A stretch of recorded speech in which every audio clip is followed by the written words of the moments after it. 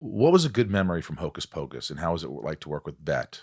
Uh, I've been a big fan of Bette Midler's before the movie filmed. She was on a hot streak at that in the '90s there with Outrageous Fortune and Down and Out in Beverly Hills and Big Business Yes. and one movie after another, one hit after another, and her huge recording career.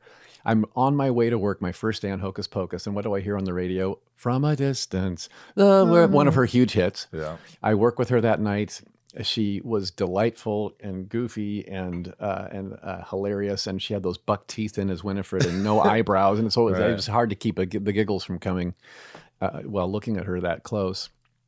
And she was so sweet. And then on the way home, on the car radio, I heard, "You are the wind beneath my wings." Like, she's huge. She's huge.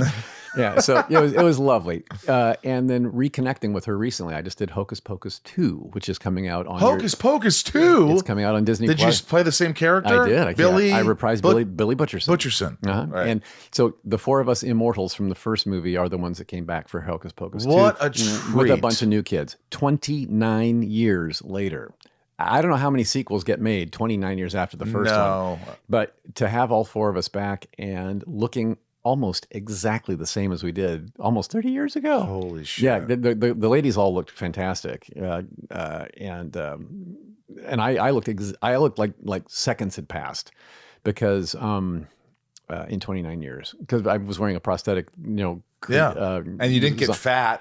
I'm exactly the same weight, exactly the same build as I was 29 years ago. So it looked freakishly the same, and it was the same wig from the first movie. The wig had been sitting on display at someone's creature shop, and they just took it off and put it back on me, and it's exactly the same. And it didn't shrink, nothing. Everything's the same. Everything's the same.